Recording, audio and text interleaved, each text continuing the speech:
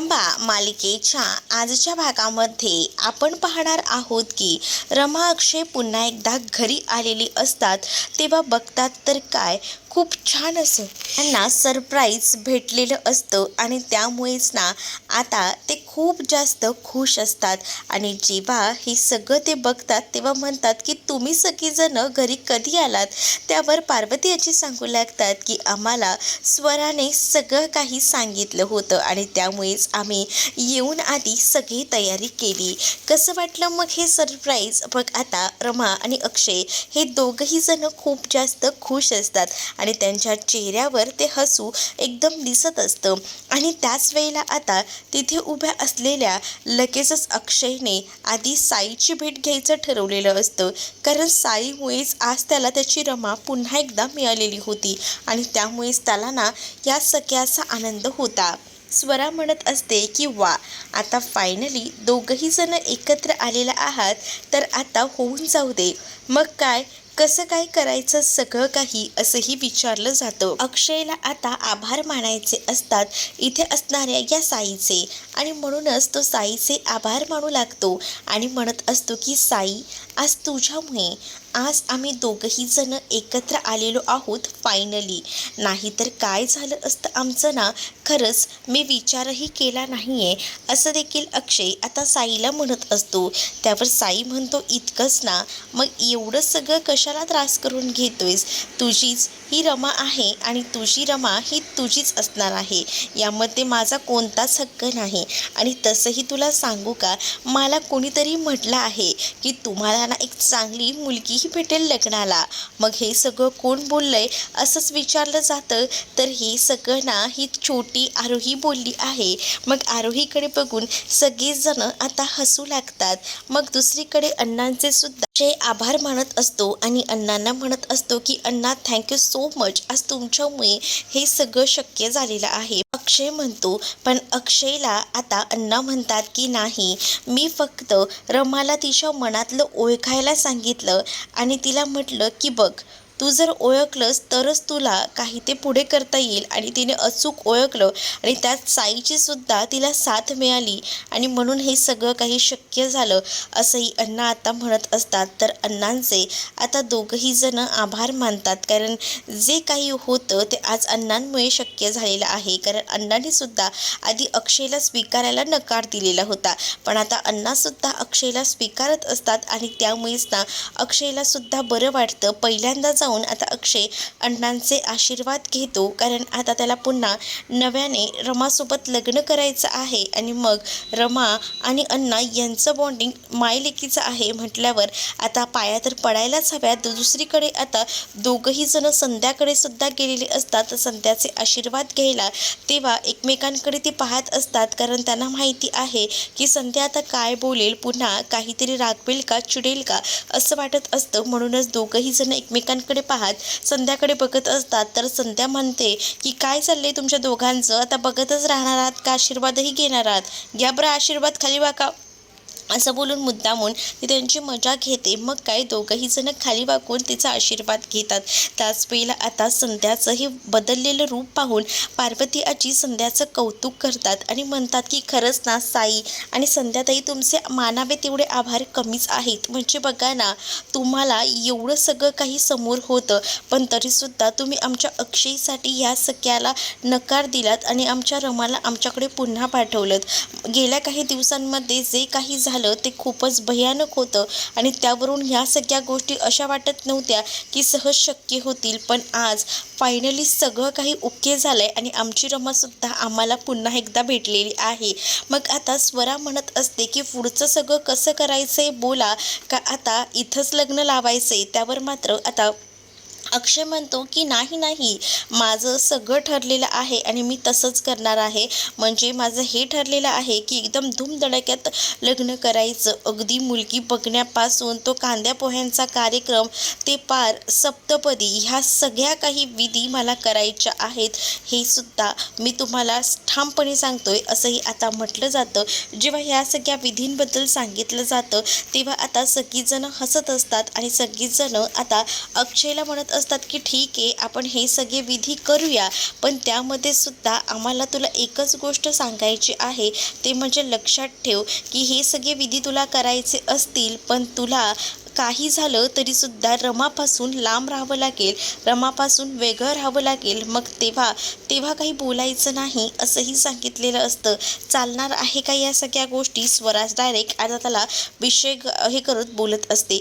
त्यावर आता अक्षयकडे काहीच पर्याय उरलेला नसतो. अक्षय म्हणतो की चालेल ना, काही हरकत नाही आहे, मला चालेल, मला आवडेल उलट, कारण आहे ना त्या पूर्वीच्या लग्नामध्ये मला हे सगळे अनुभव घेता आले नाही, पण या लग्नामध्ये मला हे सगळे अनुभव घ्यायचे आहेत आणि त्यासाठी मला असं वाटते मग करेन ना मी हे सगळं काही माझ्या बायकोसाठी.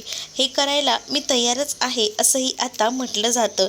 जेव्हा या सगळ्या गोष्टी बोलल्या जातात तेव्हा आता सगळीच जण म्हणतात की चला फायनली सगळं तयार झालेलं आहे. मग एक एक करून वेगवेगळ्या सगळीजण रूममध्ये जातात. रमाला वेगळ्या रूममध्ये ठेवले जातं तर अक्षयला वेगळीकडे. तर दुसरीकडे मात्र आता सीमा जी असते ती मात्र आता देवासमोर उभी असते आणि देवाचे आभार मानत असते, कारण आज जे काही शक्य झालेलं आहे ते फक्त ह्या देवामुळे आणि त्यामुळेच आता तिचं वागणं, तिचं सगळं काही बदललं होतं. कारण तिच्यावर जी ट्रीटमेंट सुरू होती ती तिने बंद केलेली होती आणि त्यामुळे आता तिच्यामध्ये बदल झालेला होता. देवाचे ती आभार मानत असते, कारण रमा ही त्यांना पुन्हा एकदा नव्यानं या घरात भेटलेली असते आणि यासाठी त्यांच्या चेहऱ्यावर हा स्पेशली असा आनंद असतो. आणि हे सगळं बघूनच ना रमाही तिथे खुश होऊन येते. रमा म्हणत असते की काय झालंय आई, तुम्ही ठीक तर आहात ना? रमाला आता सीमा म्हणते की स्वतःच्या प्रेमासाठी, स्वतःच्या हक्कासाठी लढायचं असतं बाळा, कधीतरी काहीतरी करत जा. पण दुसरीकडे आता पाहायला मिळतं रमा सीमाचे आभार मानत असते आणि सीमाला म्हणत असते की आई आज खरंच ना तुम्ही होतात ना म्हणून बऱ्याच गोष्टी शक्य झाल्यात. जर तुम्ही आज नसला असतात तर मी काय केलं असतं, आम्ही आणि हे वेगळेच झालो असतो. त्यावर सीमा म्हणते की स्वतःच्या हिमतीवर हे सगळं करायला शिक. माझं काय म्हणणं आहे फक्त तुला एवढंच सांगणं आहे की बघ पुढच्या वेळेला कधी मी असेन नसेन काहीच सांगता येत नाही, पण आता स्वतःसाठी हिंमत हरू नकोस असं देखील आता सांगितलं जातं. जेव्हा या सगळ्या गोष्टी सांगितल्या जातात ना तेव्हा मात्र ही सीमाला म्हणत असते की तुम्ही आई असं का बोलताय, प्लीज नाही असं काहीच बोलू नका आणि असं तुम्ही कुठे जाणार आहात, तुम्ही कायमच माझ्यासोबत असणार आहात हे मला माहिती आहे, त्यामुळे अशा कोणत्याही गोष्टी बोलू नका असं देखील रमा डायरेक्टली सांगू लागते. त्यावर सीमा सांगते की हो ग बाळा मला कळतंय, पण तरीसुद्धा मी तुला सांगते ग एक गोष्ट, म्हणजे एकदम चांगलं व्यवस्थित सांगितलेलं बरं, नाही तर या सगळ्याचा एक वेगळाच परिणाम जो आहे तो होत असतो. म्हणूनच मी तुला म्हटलं की जरा ऐकून घे, समजून घे, कारण या कधीच ना या सगळ्यामध्ये काय होईल काहीच सांगता येत नाही. पण जर तू स्वतःच्या संसारासाठी झगडलीस ना तर तुझा संसार ना एकदम छान आणि व्यवस्थित होईल. म्हणून मी तुला सांगितल्या ज्या काही गोष्टी आहेत त्या, म्हणजे तुला पटतायत ना या गोष्टी, असं देखील सीमा आता बोलत असते. त्यावर रमा तिला म्हणत असते की हो आई. तेवढ्यातच तिथे स्वरा आलेली असते आणि स्वरा म्हणते की काय मग कसं चाललंय, कुठपासून कशी तयारी करायची आहे, उद्या आपल्याला बघण्याचा कार्यक्रम करायचा आहे हे तर ठरले. बापरे, इथून सुरुवात करायची आहे, तर हे सगळं कोणी ठरवलं, कसं ठरलंय? मग आता अक्षयला सगळं काही हवंय, मग अक्षयनीच ठरवलं आहे असं देखील आता स्वरा म्हणत असते. मग रमा तुला आता अक्षयपासून लांब राहायचं आहे एवढं लक्षात ठेव, कारण अक्षयपासून तुला लांब राहायचं आहे याचा अर्थ तुला आता त्याच्या बाजूला राहता येणार नाही, कारण तसं त्याने ठरवलंच आहे ना. मग हे ना काय ठरवतील ना खरंच काहीच सांगता येत नाही. स्वरा एक लक्षात ठेवा, तू जेवढा मला त्रास देते ना तेवढा मी तुलाही त्रास देणार आहे तुझ्या लग्नामध्ये, असं रमा म्हणत असते. त्यावर सीमा चकित होते. सीमा म्हणते खरंच का हिचं ठरलंय का? हो आई, हिचं आदित्यवर खूप जास्त प्रेम आहे, आदित्य हिच्यावर पणापासून प्रेम करतो, यांचंही लग्न होईल, मग तेव्हाही ह्यांना आपण मस्तच ना एक मजा घेऊ ह्यांच्याही लग्नामध्ये, मग बघूया ना काय घडतं आणि कसं घडतं ते, असं बोलून आता मजा घेतली जाते. तर स्वरा आणि त्याचसोबत रमा आता रूममध्ये जातात. तर इकडे दुसरीकडे सीमा देवाचे आभार मानत असते, कारण ज्या काही गोष्टी झाल्या त्या खरंच खूप अशा वेगळ्या घडल्या होत्या, पण त्यातून सुद्धा आमची सून आम्हाला पुन्हा भेटली, यामुळे देवाचे ती आभार मानत असते. अक्षय आता रूममध्ये जायला बाहेर निघालेला असतो, पण तेव्हाच ना त्याला बाहेरच अडवलं जातं आणि त्याला सांगितलं जातं की तुम्हाला जाता येणार नाही. मग का असं का जाता येणार नाही असं विचारलं जातं. त्याच वेळेला तुम्हाला सांगितलंय ना, तुमचं जोपर्यंत लग्न होत नाही तोपर्यंत तुम्हाला भेटता येणार नाही आहे आईला, असंही म्हटलं जातं. मग आता या सगळ्या गोष्टींमध्ये दोघीही जणी दारावरच उभ्या असतात, त्यामुळे अक्षयला काही वरती जाता येत नसतं रमाला भेटण्यासाठी आणि रमा ही मुद्दामून मजा घेत असते. रमा म्हणत असते की नाही कोणालाही वरती पाठवायचं नाही, कारण मला आता एकटीला राहायचं आहे असंही तिनं सांगितलेलं असतं. मुद्दामून तीही अक्षयची मजा घेत असते. खरं तर तिला या सगळ्या गोष्टी नको होत्या, पण अक्षयने स्वतःहूनच या सगळ्या गोष्टी करायच्या ठरवल्या होत्या, म्हणून तीही आता या सगळ्यासाठी तयार झालेली होती. मग अक्षयची मजा ती घेत होती. मग आरोही म्हणत असते की बाबा तुम्हाला जराही आतमध्ये जाता येणार नाही आहे, राहा शांत इथेच उभे, जोपर्यंत लग्नाच्या काहीच गोष्टी होत नाही, व्यवस्थित सगळं घडत नाही, तोपर्यंत तुम्हाला आईला भेटता येणार नाही, हेही तिनं आता ठामपणे सांगितलेलं असतं. म्हणून ते अक्षयला रूममध्ये पाठवत नसते. मग अक्षय आता चकित होतो की कसं भेटायचं आहे माझ्या बायकोला, खरंच ना आता सगळीकडनंच माझी पंचायत झाली, पण हे सगळं स्वतःहूनच त्याने घडवून आणलेलं असतं. मग इकडे शशिकांत मुकादमही येतात आणि म्हणत असतात की वा वा मस्त काम चाललंय तुमचं, असंच काम करत राहा आणि काही झालं तरीसुद्धा या दोघांना भेटू देऊ नका. मग इथे स्वरासुद्धा मजा घेत असते आणि अक्षयला म्हणत असते की अक्षय तुला माहिती वर जायची घाई झालेली आहे, पण तुला काही झालं तरी वर जाऊ देणार नाही आहे, कारण तुला इथंच थांबायचं आहे असंही आता सांगितलं जातं. म्हणूनच आता इथेच थांबवलं जातं. पण अक्षयला राग येत असतो, अक्षय खुन्नस देत असतो, कारण अक्षयला रमाला भेटायचं असतं. पण आता रमासाठी सुद्धा त्याचं भेटणं जे आहे ते लपून छपून त्याला हवं असतं. म्हणजे कॉलेजच्या दिवसांमध्ये जशी प्रेम कहाणी घडायची अगदी तशीच त्याला हवी होती आणि म्हणूनच ते क्षण त्याला अनुभवायचे होते, म्हणून त्याने हे सगळं प्लॅनिंग केलेलं होतं आणि याबद्दल म्हणूनच तो रमापासून स्वतःला लांब ठेवत होता. त्याला हे सगळं अनुभवायचं होतं. रमाला हे सगळं बघून ना हसू येत असतं. रमा विचार करते की काय ना, म्हणजे हे सगळं कधीच आधीही झालं नव्हतं, पण आता ह्या सगळ्या गोष्टी अनुभवायला भेटतात, त्यामुळे ती हॅप्पी असते. दुसरीकडे मात्र आता स्वरा या दोघींनाही सांगते तुम्ही इथंच उभं राहायचं, पहारा द्यायचा, नाहीतर इथून आपल्या हातातून ना निसटून जाईल आणि अक्षय वरती जाईल, तो जायला नको. मग त्या दोघीही म्हणतात की काळजी करू नको, आम्ही इथेच रात्रभर पहारा देत राहणार आहोत. रमा आता हसत असते. रमाला कळत असतं की अक्षयला आपल्याला भेटायचं आहे आणि त्यासाठी त्याची धडपड चालली आहे. अक्षय आता कॉल करतो रमाला आणि रमाला म्हणतो की यार हे काय, मला तुला भेटायचं आहे आणि तेही भेटू देत नाही आहेत ही लोकं, कसं करतायत यार ही लोकं.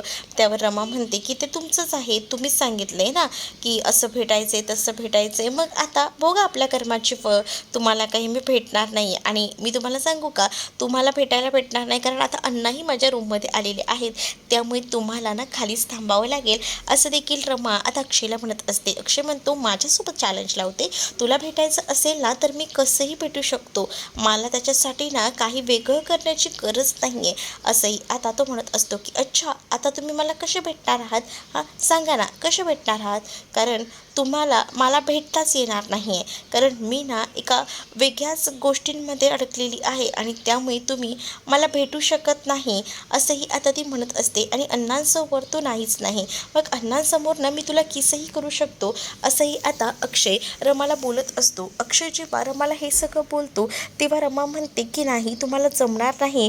अक्षय आता रमासोबत चॅलेंज स्वीकारतो आणि रमाला म्हणतो की बघ ना मी तुला दाखवतो ना करून, रूममध्ये असतीलच ना अण्णा, मग अण्णांच्या समोरच मी तुला किस करतो, मग बघत बस, मग हे चॅलेंज मी जिंकून दाखवलं तर दाखवा, तर मला माहिती आहे ना तुम्ही नाही करू शकत, असं देखील रमा आता मुद्दामून अक्षयला बोलत असते आणि अक्षयची मजा घेत असते. मग अक्षयने आता ठरवलेलं असतं की रमाला जर किस करायचं असेल आणि ते सुद्धा अण्णांसमोर, तर त्यासाठी मी काही करेन, कारण रमा आणि अक्षय हे चॅलेंज ना आधीसुद्धा घरच्यांच्या समोर घ्यायचे आणि ते चॅलेंज पूर्णही करून दाखवायचे. मग आता अक्षयची बारी असते. आता अक्षयने रमाला हे चॅलेंज दिलेलं असतं आणि त्यामुळेच ना आता रमा जी आहे ती पाहत राहते आणि म्हणते की खरंच तुम्ही करू शकता का. अक्षय म्हणतो की का नाही, करून दाखवतो ना मी, थांब जरा, आणि असं बोलून आता अक्षय पटकनी आपल्या कामाला लागतो, कारण त्याला काही झालं तरी रमाला मिळवायचं असतं, रमाला किस द्यायची असते आणि यासाठी तो पूर्णपणे तयार असतो. जेव्हा यासाठी तो सगळीसाठी तयार असतो तेव्हा त्यालाही बरं वाटतं की चला फायनली का होईना आपण या सगळ्यासाठी तयार झालेलो आहोत. दुसरीकडे आता बाहेर अण्णा आणि त्याचसोबत शशिकांत बोलत असतात. अण्णा म्हणत असतात की एका अर्थी बरंच झालं हे दोघंही जण एकत्र आले, नाही तर ना खरंच ना टेन्शन आलं होतं की कसं मॅनेज होतं यांचं सगळं. पण एका अर्थी बरं झालं जे काही झालं ते, म्हणजे दोघंही जण फायनली एकत्र आले आणि यामध्ये ना आपण कुठेही यांची अडवणूक केली नाही, त्यामुळे एकंदरीत बरं झालं. नाही तर मलाही वाटत होतं की कसं होईल काय होईल. पण दुसरीकडे आता डिलिव्हरी बॉय म्हणून अक्षय आलेला असतो आणि अक्षयला रमाला भेटायचं असतं आणि यासाठी ना तो काही करायला तयार असतो. तो म्हणतो की पार्सल आला आहे, एवढ्या रात्री पार्सल, आणि ते सुद्धा कोणाचं, रमा मुकादमसाठी अक्षय मुकादम यांनी पाठवलेलं आहे असंही म्हटलं जातं. मग आरोही म्हणते आईसाठी बाबांनी काहीतरी पार्सल पाठवले, काय पाठवलं असेल बरं, अरे काहीतरी पाठवलं असेल, बघूया का आपण आणि आपणच घेऊया का हे पार्सल. आणि म्हणून दोघंही जण तिच्याकडे जातात आणि म्हणत असतात की काय पार्सल आणलं आहे तुम्ही आम्हाला द्या, आम्ही देतो वर जाऊन आमच्या आईला द्या ते पार्सल. पण आता नाही, ती खूप महत्त्वाची आणि मोठी गोष्ट आहे, त्यामुळे तुम्हाला मला तुमच्याकडे देता येणार नाही. त्यामुळे ना तुम्ही एक काम करा, हे नाही घेता येणार, तुम्ही ना ही गोष्ट आहे ना ती रमा मॅडमनाच घ्यायला बोलवा, कारण रमा मॅडमनाच आम्ही देऊ. मग आता रमाही खाली येते, रमाला ते पार्सल द्यायचं असतं म्हणून आरोहीनं हाक मारून बोलवून घेतलेलं असतं आणि सांगितलेलं असतं की बाबांनी तुझ्यासाठी काहीतरी पार्सल पाठवलं आहे आई. आणि मग काय रमा तिथं येते आणि रमा ते पार्सल घेण्यासाठी आलेली असते आणि अक्षय हळूच तिचं चेहऱ्यावरचं मास्क जे आहे ते काढून त्याला दाखवतो. आणि जेव्हा अक्षय मास्क काढून दाखवतो ना तेव्हा मात्र रमा बघतच राहते. तेव्हा तिला कळतं की अक्षय आलेला आहे आणि मग काय अक्षय तिला हळूच ती पिशवी हातात देतो आणि तिला म्हणत असतो की हे तुझ्यासाठी आहे, पटकन घाल आणि बाहेर ये. आणि तेवढ्यातच शशिकांत यांनी लाईट काढलेली असते आणि तोपर्यंत इकडे अक्षयने अण्णांच्या समोरच आता रमाच्या गालावर किस केलेली असते. ते चॅलेंज पूर्ण करून दाखवलेलं असतं आणि त्यामुळे रमाही एकदमच चकित होते. रमाचे गाल अगदी गुलाबी झालेले असतात. आणि मग तुम्हाला बरं वाटलं ना हे पार्सल भेटल्यानंतर, असा कोणता पार्सलवाला बोलतो बरं वाटलं का, मला अक्षय मुकादम यांनी सांगितलं होतं की पार्सल दिल्यानंतर त्यांना बरं वाटेल म्हणून त्यांना विचारा, म्हणून तसंच विचारलंय मी. अक्षयचं जे काही प्लॅनिंग असतं ते शशिकांत यांना माहिती असतं आणि म्हणूनच ते त्याला मदत करत असतात. दुसरीकडे रमा खूप जास्त लाजत असते, तर अक्षयने रमाला तो ड्रेस वगैरे घालून बाहेर भेटायला बोलवलेलं असतं. त्यामुळे आता अक्षय त्याच भेटीच्या आतुरतेने वाट बघत असतो. पुढील भागामध्ये आपल्याला आता पाहायला मिळत असतं की इकडे बघण्याचा कार्यक्रम असतो, रमाला आणलं जातं. रमाचं सौंदर्य बघून पहिल्याच फटक्यामध्ये अक्षयची विकेट पडते. अक्षय म्हणत असतो कसली कमाल दिसते, खरंच ना मलाही पसंत आहे, बोला मग कसं काय करायचं पुढच्या लग्नाचं, असंही विचारलं जातं. पण रमा आता म्हणते की हा बघण्याचा कार्यक्रम हा साधासुद्धा नको आहे, प्रत्येक वेळेला मुलीला प्रश्न विचारले जातात ना, मग यावेळेला मी जरा मुलांना प्रश्न विचारणार आहे. आणि असं बोलून आता अक्षयला ती म्हणत असते की तुमचं नाव काय. अक्षय त्याचं नाव सांगतो. त्याच वेळेला आता जसं मुलींबरोबर केलं जातं तसंच अगदी रमा आता अक्षयसोबत करत असते. म्हणजेच अक्षयला आता ती म्हणत असते की जरा मला चालून दाखवा ना, उठा आणि चालून दाखवा, तुमची चाल पाहायची आहे. असं म्हटल्यानंतर आता अक्षय रमाकडे पाहतच राहतो. रमा म्हणत असते की उठा आणि चालून दाखवा. मग आता अक्षयकडे पर्याय नसतो चालून दाखवल्याशिवाय. तर तुम्हाला हा भाग कसा वाटलाय कमेंटमध्ये नक्कीच सांगा आणि असेच अपडेट पाहत राहण्यासाठी चॅनलला नक्की सबस्क्राईब करा. चला तर मग भेटूया पुढच्या भागामध्ये, तोपर्यंत टाटा बाय.